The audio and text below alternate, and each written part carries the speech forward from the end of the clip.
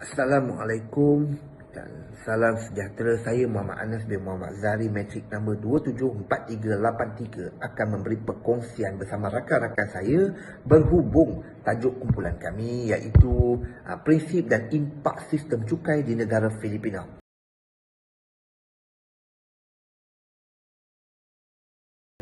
So, terlebih dahulu saya ingin memberi perkongsian mengenai pengenalan. Apa itu pengenalan berhubung cukai? So, kita sinonim melihat, mendengar apa itu cukai. So, jadi hari ini saya ingin sedikit perkongsian daripada saya pengenalan apa itu cukai. So, kalau kita lihat pada zaman sejarah pada Tizam, sistem cukai ini merupakan satu kaedah sebuah negara dalam mengumpul hasil dan carian sistem kutipan daripada rakyat, di mana kutipan dilaksanakan secara sukarela ataupun secara paksaan mengikut peredaran dan keperluan semasa tersebut. Okey, sistem cukai ini juga pada masa dahulu, kita cerita pada masa dahulu terlebih dahulu. Sistem cukai ini bukan saja untuk diberi secara sukarela, tetapi secara paksaan pun juga ada. Dan ada juga sesebuah kerajaan yang dijatuhkan dan digulingkan oleh rakyat akibat sebuah kerajaan itu yang zalim dan diktator, disebabkan kutipan cukai yang digunakan untuk peperangan. Sebagai contoh, itu yang berlaku pada zaman dulu. Beza dengan kini yang lebih berstruktur. So, sistem pencukaian sekarang lebih berstruktur. Sebelum sesebuah sistem dilaksanakan, dia akan memberi pendedahan awal. Okey, seperti yang ditakrifkan oleh Skoley 2000, pencukaian ialah proses atau cara yang berdaulat melalui badan penggubal undang-undangnya meningkatkan pendapatan pembiayaan perbelanjaan kerajaan yang diperlukan. Ini dinyatakan dalam cara lain sebagai kaedah membahagikan pos kerajaan di kalangan mereka dalam beberapa langkah yang mempunyai keistimewaan untuk menikmati faedah, dan oleh itu mesti menanggung bebannya. Okey, untuk membiayai pembelanjaan kerajaan yang diperlukan, terdapat keperluan untuk mengumpul wang daripada individu-individu di bawah bidang kuasanya yang juga yang mendapat manfaat dari perbelanjaan tersebut. Di samping itu juga boleh dilihat sistem penjajah negara besar terhadap negara kecil, di mana rakyat perlu tunduk dan akur kepada penjajah. Di samping rakyat tidak dapat mendapat keadilan dalam sistem cukai tersebut yang disifatkan sebagai satu penghormatan. So, sekiranya sebagai contoh, ini yang saya ambilkan sebagai contoh, satu contoh, apabila sesebuah penjajah itu datang ke sesebuah negara, termasuk negara kita pada masa ketika dulu, apabila penjajah dia menetapkan satu tahap cukai atau satu kadar cukai yang perlu dibayar oleh semua rakyat pada ketika itu, maka rakyat pada ketika itu perlu akur dan mengikut dan perlu membayar cukai mengikut kadar yang ditetapkan tanpa ada keadilan, kerana perlu memberi penghormatan kepada mereka ketika mereka mentadbir dan menjajah negara tersebut.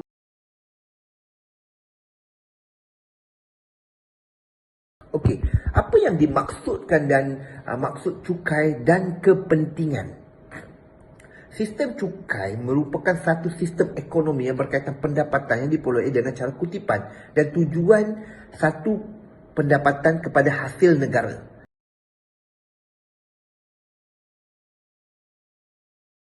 Hasil daripada cukai digunakan oleh membangunkan kemudahan infrastruktur, membangunkan hospital, membangunkan jalan raya, membayar gaji-gaji pentadbir awam, dan hasil kutipan ini juga digunakan untuk meneruskan mentadbir sesebuah negara.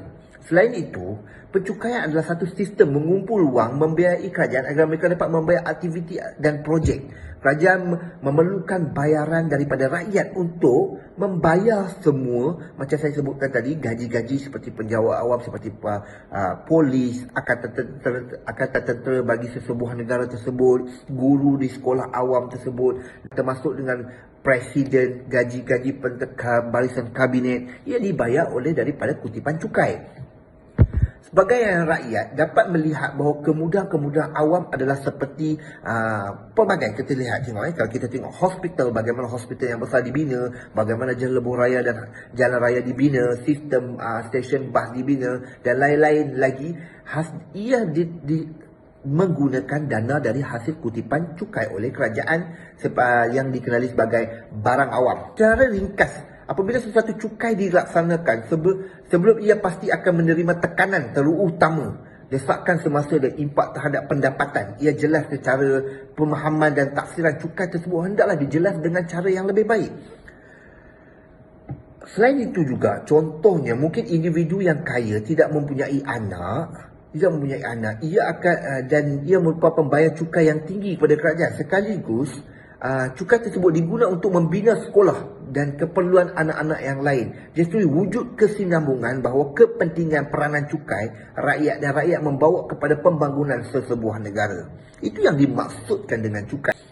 Akhir sekali, apa yang saya nak sentuh tentang maksud yang cukai ini untuk mudah dipaham. Cukai bukan saja memberi kesan kepada individu dalam masa yang sama, ia juga memberi penekanan terhadap aktiviti yang kurang sihat. Dapat dilihat mengapa kerajaan mengenakan cukai yang tinggi terhadap minuman alkohol, rokok, aktiviti perjudian. Ini adalah sebahagian dari sistem kawalan terhadap masyarakat untuk kerajaan. Sebagai contoh, kalau kerajaan tidak mengenakan cukai yang tinggi kepada sebagai contoh, sebagai rokok, ia memberi impak kepada kerajaan kerana kos rawatan di hospital yang tinggi yang perlu ditanggung oleh pihak kerajaan. Jadi, untuk mengawal perilaku atau sikap rakyat, kerajaan perlu menetapkan satu kadar rate yang tinggi kepada seperti aktiviti produk-produk yang memudaratkan kesihatan rakyat. Okey. Just tu, sistem cukai sebenarnya mempunyai pelbagai manfaat yang baik dan buruk. Hakikatnya ia sangat-sangat bergantung kepada peranan pentadbiran akan melaksanakan pembangunan melalui cukai yang diperoleh oleh rakyat sesebuah negara. Apa yang jelas, 150 buah negara di dunia mengamalkan sistem percukaian yang efisien adalah menjurus kepada sebuah pentadbiran yang mampan untuk menjadikan sebuah negara yang membangun. Untuk cukai ini adalah untuk membangun negara daripada infrastruktur dan pembangunan ekonomi. So, saya akan serah kepada rakan saya untuk menceritakan tentang prinsip dan ekonomi, prinsip cukai dan ekonomi di negara Filipina. Terima kasih. Sekian, terima kasih.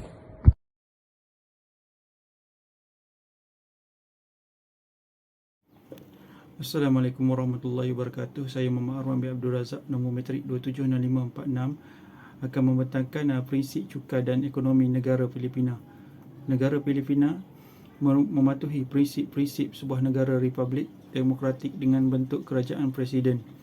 Bagi tahun 2020, bidang pelaburan keutamaan negara merangkumi semua aktiviti perbuatan yang berkualiti, termasuk pemprosesan agro, pertanian, perikanan dan perhutanan.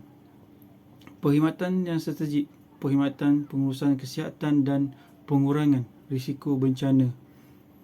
Pada asasnya, terdapat dua jenis cukai yang dilindungi oleh Undang-Undang Cukai di Filipina, iaitu cukai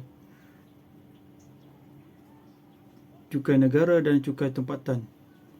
Cukai negara merujuk kepada cukai hasil dalam negara yang dikenakan dan dikutip oleh kerajaan negara melalui Biro Hasil Dalam Negeri, seperti cukai pendapatan, cukai nilai tambah atau cukai peratusan, cukai eksais, cukai harta pusaka dan sebagainya.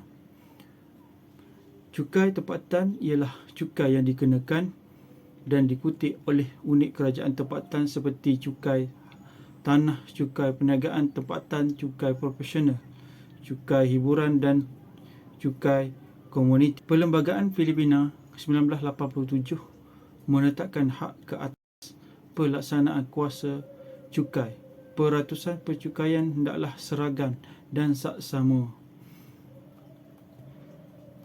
di mana Mahkamah Agung hendaklah mempunyai kuasa untuk menyemak, membalikkan, mengubah suai atau mengesahkan atas rayuan dan kategoris sebagaimana yang diperuntukkan oleh undang-undang atau kaedah mahkamah, penghakiman muktamad dan perintah mahkamah rendah dan semua kes yang melibatkan kesahihan mana-mana cukai, pengenaan tafsiran atau tol atau apa-apa penalti yang dikenakan berhubung dengan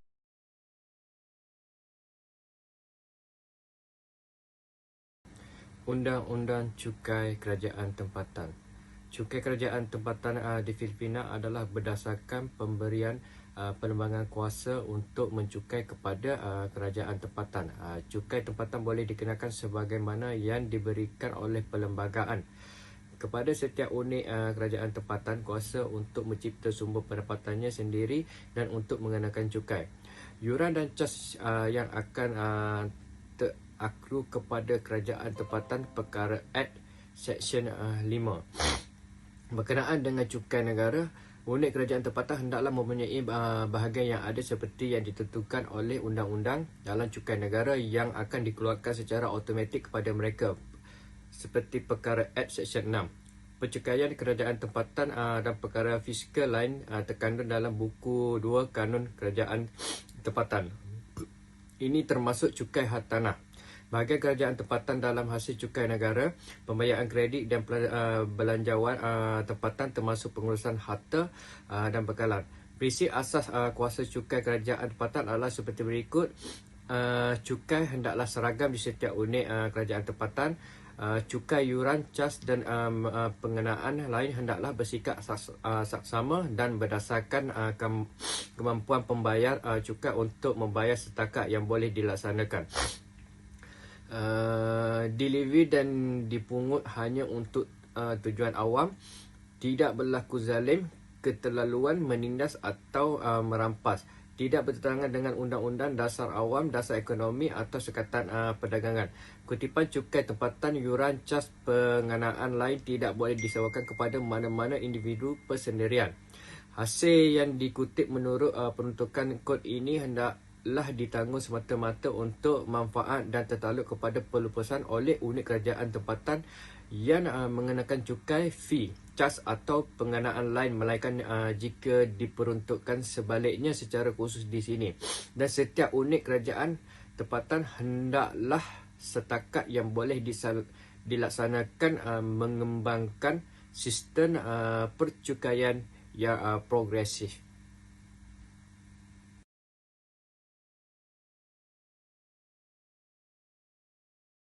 Assalamualaikum warahmatullahi wabarakatuh. Saya Muhammad Khairi bin Muhammad Zain, nombor matrik 276598. Di sini kita dapat lihat dan rumuskan bahawa cukai yang dikutip atau diperolehi oleh sesebuah negara mempunyai manfaat kepada seluruh masyarakat di negara tersebut, dan ia merupakan satu instrumen penting dalam sistem ekonomi sesebuah negara. Justru, apabila melihat cukai yang tinggi dikenakan oleh kerajaan negara Filipina, kita dapat lihat kemampuan negara itu untuk melaksanakan tuntutan tertentu. Tetapi dapat dijelaskan cukai yang telah dikutip membantu negara Filipina terus maju dan untuk kemudahan fasiliti rakyat di negara dapat dilaksanakan dengan lebih baik dan berkesan. Tetapi walau bagaimanapun, cukai yang dilaksanakan juga akan memberi impak yang agak negatif dan ianya juga amat bergantung kepada kejayaan sesebuah negara dalam mentadbir sistem cukai tersebut. Seseorang individu mungkin beranggapan bahawa satu kerugian terhadapnya disebabkan manfaat tersebut tak dapat digunakannya oleh sendiri. Tetapi hakikatnya ia telah membantu individu lain dalam menggunakan kemudahan tersebut. Cukai di Filipina bukan sahaja melibatkan pemilik perniagaan, tetapi ia juga melibatkan hampir setiap warga negara Filipina itu sendiri dan setiap penduduk negara itu. Pekerja yang mendapat gaji dan upah biasanya dikenakan cukai melalui pegangan cukai mereka atas pampasan oleh majikan mereka sendiri. Selain daripada itu, pekerja tidak dibenarkan untuk menuntut sebahagian besar perbelanjaan mereka yang berkaitan dengan pekerjaan mereka sebagai potongan kepada pendapatan bercukai, seperti allowance pengangkutan, komunikasi dan juga makanan. Tidak seperti pemilik perniagaan yang boleh menuntut potongan yang dibenarkan kepada cukai pendapatan daripada perbelanjaan mereka yang berkaitan secara langsung.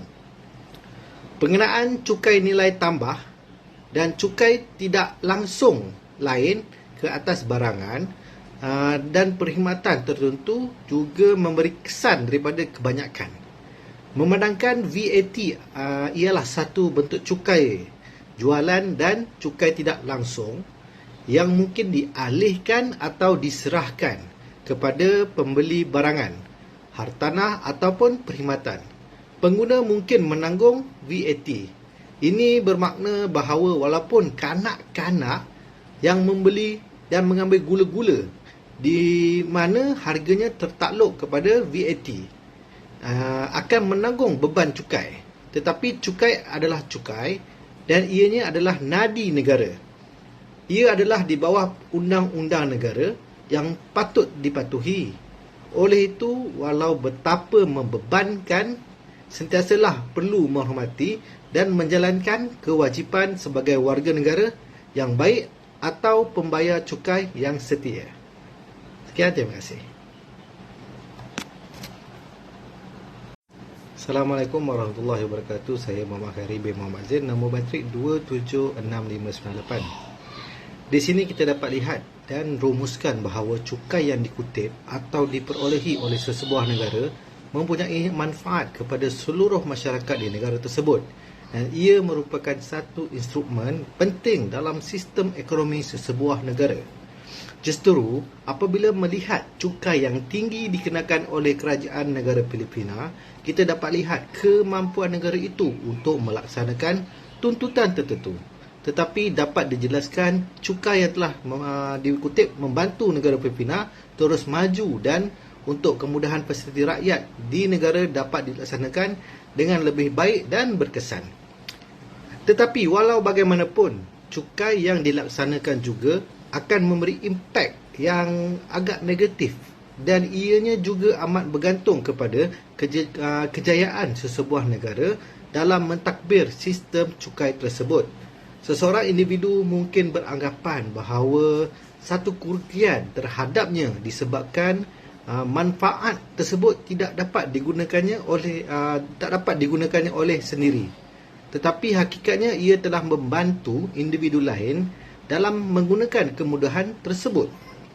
Cukai di Filipina bukan sahaja melibatkan pemilik perniagaan, tetapi ia juga melibatkan hampir setiap warga negara Filipina itu sendiri dan setiap penduduk negara itu.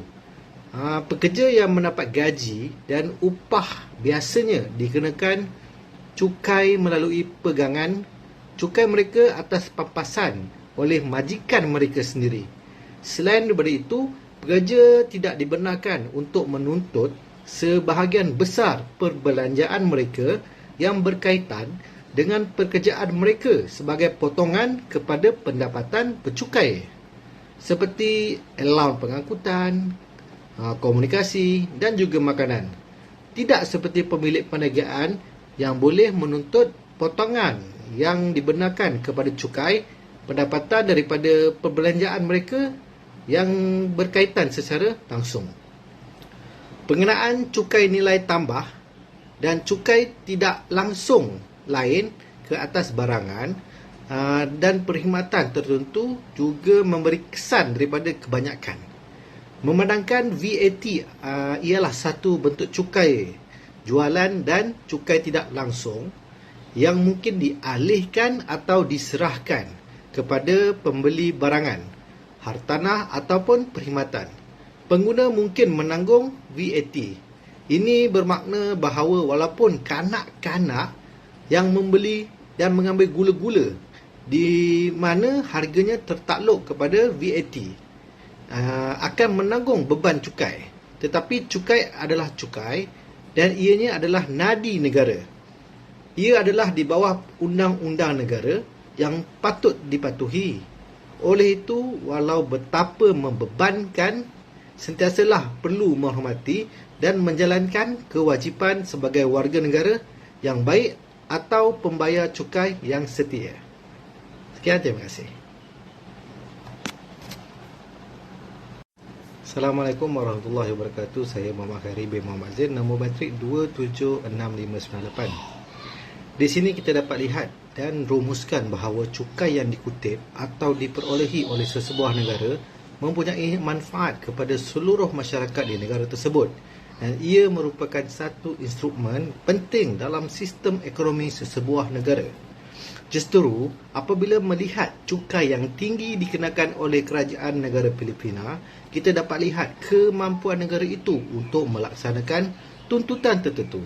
Tetapi dapat dijelaskan cukai yang telah dikutip membantu negara Filipina terus maju dan untuk kemudahan fasiliti rakyat di negara dapat dilaksanakan dengan lebih baik dan berkesan.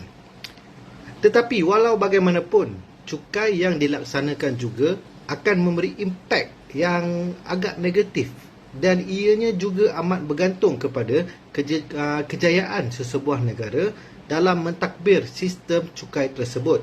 Seseorang individu mungkin beranggapan bahawa satu kerugian terhadapnya disebabkan manfaat tersebut tak dapat